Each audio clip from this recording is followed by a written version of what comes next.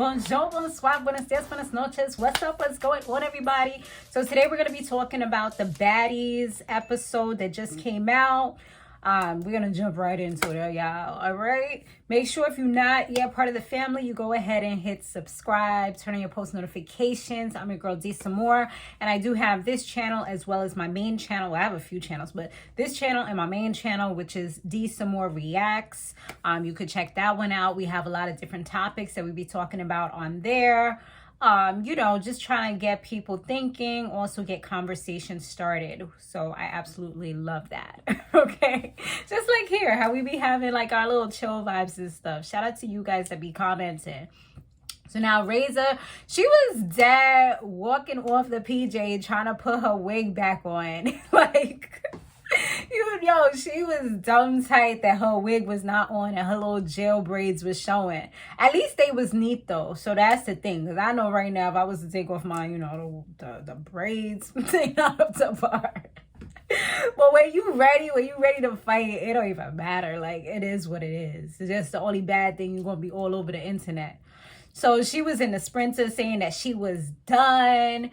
And Natalie was actually upset about the whole situation because, she's like, this is FDA stuff right here. Like, you could get on the no-fly zone, no-fly list banned, like, I'm trying to be on my private jets. I'm trying to be, doing the damn thing. Not all of this, like, this is unacceptable behavior. She was not with it. She's like, you need to chill because you can literally go to jail right now. And yeah, so like I said, she was like pretty embarrassed about the whole situation. Low London was like, oh nah, we don't fight on the PJ. Like, what is going on? She was on her bad and bougie at that moment. She's like, nah, I gotta disassociate myself with these people because no. Instead it was like, nah, she was like, let's do a one-on-one. Like, she was dead trying to fight her again. Like, she was not with it. And she was like, and she was telling the guy, the producer, or I don't know what he is. I guess he is head of security / Zeus guy, because I always see him. But he was just saying, she was telling him, like, how you think you're going to speak to me crazy in my face, like be yelling in my face. She was like, I'm not going to do that to you because I know how it feels. And that's what I'm talking about. Like, no, you're not going to speak at me like that. She was like, she can't handle her liquor and she's a little ass girl. And if she's going to be a little girl, then she don't need to be here. And that's it on everything, And Rolly, she starts like back on the bus, like they was all sharing their stories and stuff. Rolly shared that she was homeless at one point where she had to take her son to a shelter. She also mentioned that she had to she didn't really have a good upbringing with her mother and things like that. Like, her mother wasn't there for her, and she actually be depressed a lot, which is why she smokes so much, which I don't know if it's my empathic powers or just the fact that I can know a lot of different people's emotions and how they are. And the fact that I did see her smoking a lot, I kind of thought that in the back of my head. But, you can't really clarify or verify, I should say, unless somebody actually says, like, yeah, I feel sad a lot, and something that Tommy had mentioned it's crazy that she's sharing that with us because looking at her, you never would have thought that. You never would have known that that's what she's battling every single day, and that's why, you see those comments, those quotes like, be kind because you don't know what people are going through. It is so true. Like, people, just because they're smiling doesn't mean that they're going through sweet bliss or that everything is great. They could be going bankrupt. There could be so many things that are falling apart for them, and they're just trying to maintain their sanity, you know what I mean? Or maintain, or just don't want other people to worry about them because they have a lot of pride or whatever it is. So you never know. DJ Star says that she lost her father to COVID. Miss Cat says she lost her best friend, who just so happens to be DJ K Slay. I was surprised that I don't want to say surprised that she knew him, but that she would bring him. I wasn't really surprised that much that she brought him up out of all people. That could be her best friend, but I just feel like it had to be somebody that was well known, but I could be wrong, you know what I'm saying? But she did say, that was her best friend. They was real close and stuff like that. I didn't really follow him or anything, but I do remember them talking about that situation. There was another person, Frank the Godson, I believe that's his name. I believe he passed away from COVID as well. I gotta double check, but I think he did.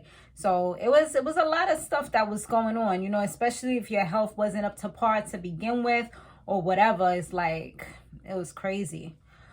So Tommy, she didn't really share anything because she was like, a lot of people already know her story. And that's true. Like, we seen her at her lows, you know, having to put on an ankle bracelet and alcohol monitor and all that stuff. So definitely seeing her at some pretty bad moments.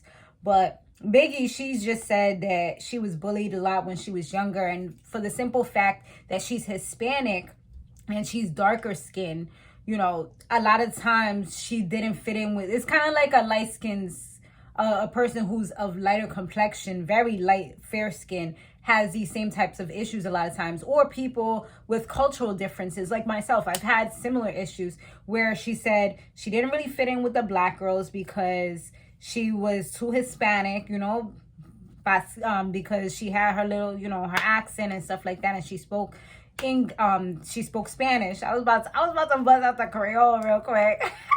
I've been mixing up my languages because it's like I know so many. I was thinking about learning French as well, but we'll see.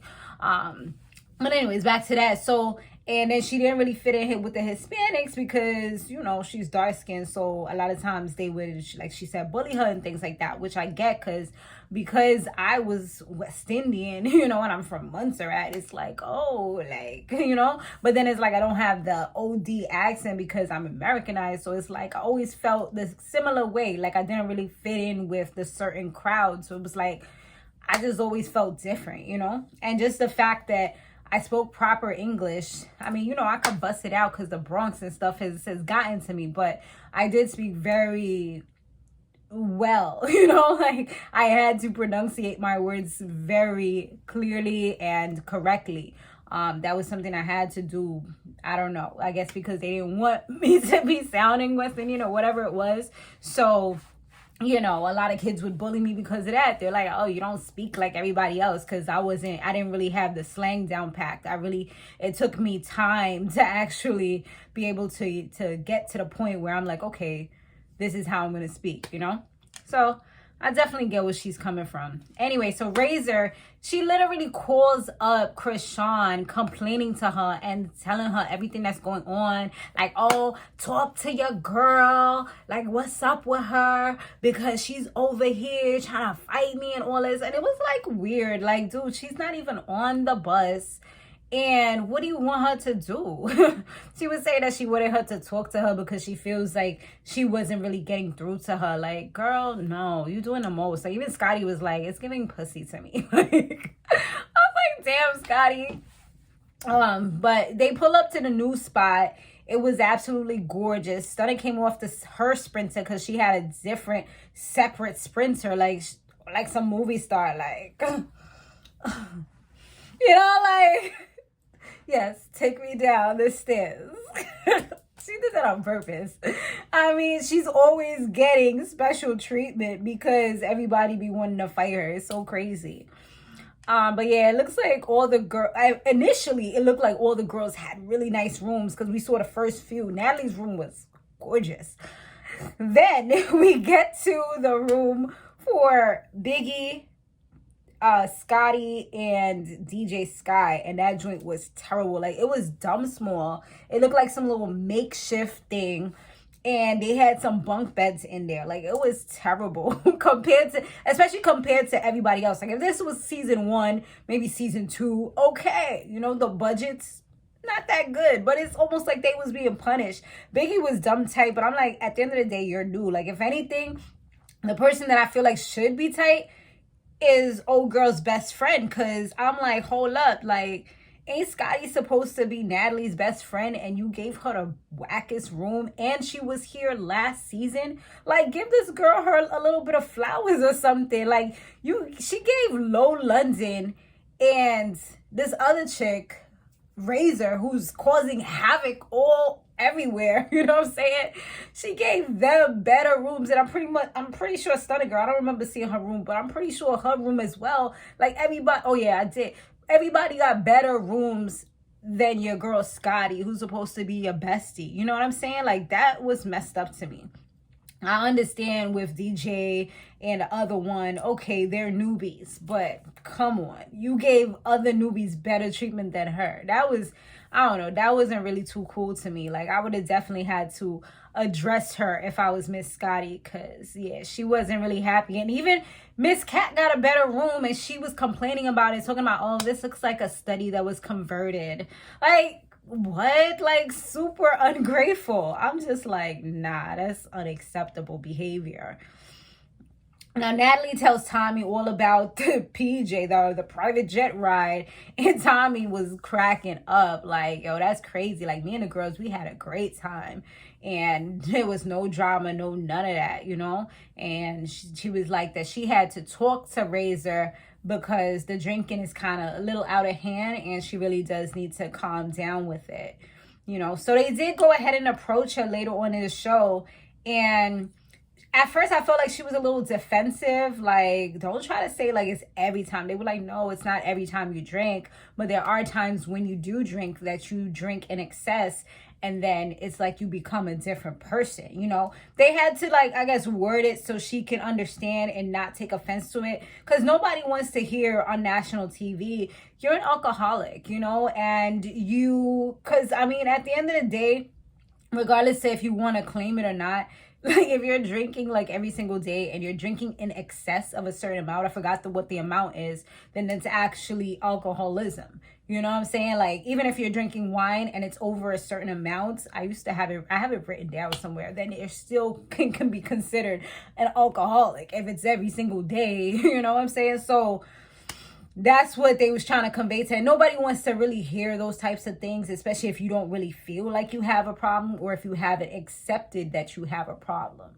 So that's kind of what they was trying to tell her. Hopefully it actually makes some type of difference, because I mean, it can mess up things for her. You know, she could have just got put on a no-fly zone, and you got all these businesses, then you can never fly like on a private jet again, or whatever it is, you know. So you definitely gotta think about those things. And that's what the other girls was saying when they heard about this. London tells Biggie and Rolly about what happened, and that's exactly what they were saying. Like, you know, you can get put on a no-fly zone. Like, there's so many things that can happen. So she definitely needs to, like, kind of chill out with the drinking, because she changes. She becomes somebody different.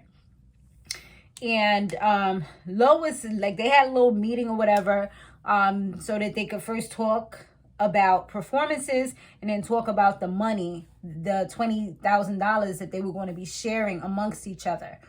So with that being said, Low London was saying like, yeah, I'll perform, don't worry. Like, pretty much like, I'll perform, don't worry about it, you guys, like, I got this. They're like, no. She said, got embarrassed. They're like, no, we don't. Your song sounds like it's not finished, and we don't need just random performances. Like, we need to make sure things are set. Yo, she looked like low-key, like she was salty, but she didn't want to, like, get out of character or, like, make herself look even worse. Like, if you're begging to perform a song that's they just said was sounding unfinished, you know. And they also told DJ, like, nah, you the DJ, like, there's no hopping on the mic, doing all that extra stuff. No, okay, just chill out. If you gonna be the DJ or you gonna be a performer, you're not a performer. Your song is unfinished, so you need to stick to what you do, okay? Don't do nothing different. Don't go off course, you know.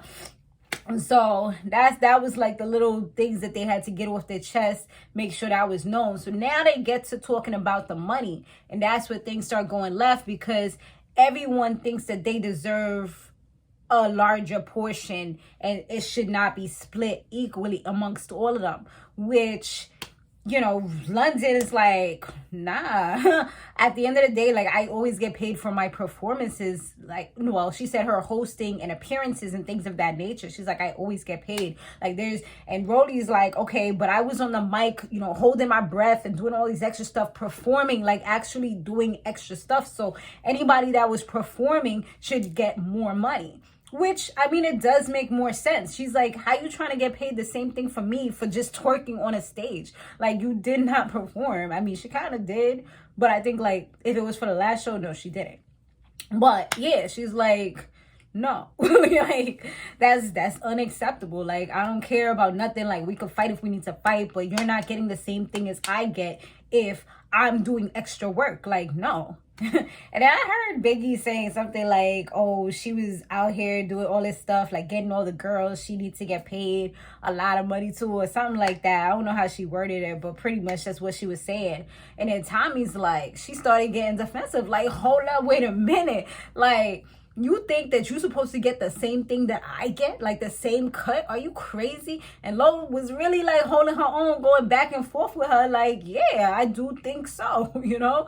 And she's like, nah, it don't work like that. Like, she was like, but when we signed up, we all signed up for the same thing. So she was like, it doesn't make sense. She was like, hold on. Like, I've been in the game.